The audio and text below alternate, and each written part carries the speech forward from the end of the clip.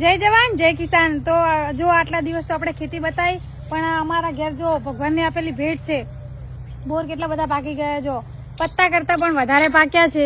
અને આ બોરડી અમારા ઘેર લગભગ 10 થી 15 વર્ષથી છે, પણ બોર ગાધા એ બહુ મીઠા પણ આવે છે। એનું નામ નહીં આવડતું, તમને જો નામ આવડતું હોય તો કોમેન્ટ કરજો।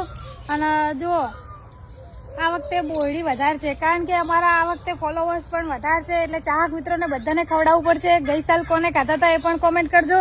તો આપણે લાવો બધાને બોરડી બતાવી દઈએ। જો બધી ડાળી એટલા બોર આવ્યા છે ને, અમુક તો એટલા નેચો બોર છે ને, તો આગળ જઈને બતાવું મારા। તો જો આ બીજી સાઈડનો બોર છે, આખી બોરડી આ વખતે ફેલાવ વધારે છે, બોર પણ એટલા આવ્યા છે ને એટલી એની નીચી હાઈટમાં બોર આવ્યા છે। જુઓ નાના છોકરાને ખાવા હોય તો પણ ખાઈ શકે છે।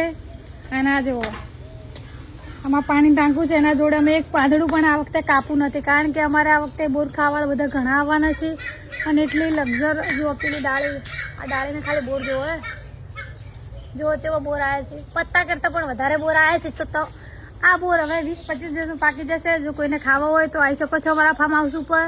પેટિંગ કાકડી પતી જવા આવી છે, એટલે હવે જુઓ બોર પાકી ગયા છે, બોર હવે પાકવાની તૈયારી છે। જુઓ